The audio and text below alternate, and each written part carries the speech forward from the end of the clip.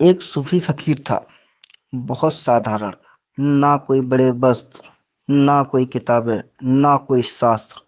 वह नदी किनारे अपनी छोटी सी नाव से लोगों को पार करवाता था। लेकिन उसकी आंखों में एक अजीब शांति थी, जैसे उसने जीवन का कोई रहस्य जान लिया। एक दिन गांव का एक बड़ा पंडित नदी पार करने आया। बहुत विद्वान था, शास्त्रों का ज्ञाता, व्याकरण, वेद, गणित, हर चीज में पारंगत। उसे अपने ज्ञान पर बड़ा घमंड था। वह नाव में बैठ गया। नाव धीरे धीरे नदी के पास पहुंचने लगी। कुछ देर बाद पंडित जी ने फकीर की तरफ देखा और घमंड से पूछा, तुम्हें पढ़ना लिखना आता है?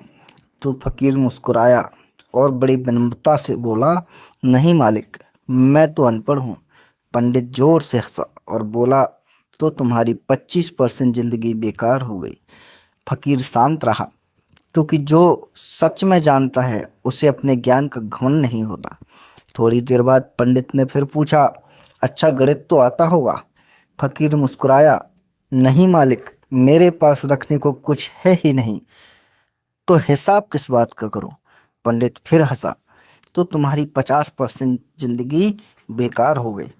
लेकिन तभी अचानक मौसम बदल गया। काले बादल छा गए, तेज हवाएं चलने लगी, नदी की लहरें उफान मारने लगी, नाव बुरी तरह डगमगाने लगी।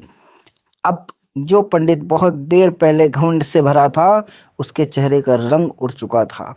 उसके हाथ कांपने लगे, क्योंकि मौत सामने खड़ी थी। और मौत के सामने ना व्याकरण काम आता है, ना शास्त्र काम आता है, ना पांडित्य काम आता है।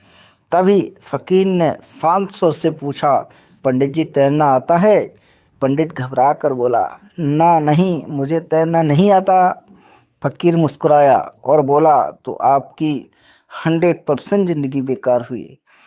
ओशो कहते हैं, जो ज्ञान मृत्यु के समय काम ना आए वह ज्ञान नहीं, सिर्फ अहंकार है। असली ज्ञान वही है जो जीवन की आखिरी घड़ी में भी तुम्हारे साथ खड़ा रहे।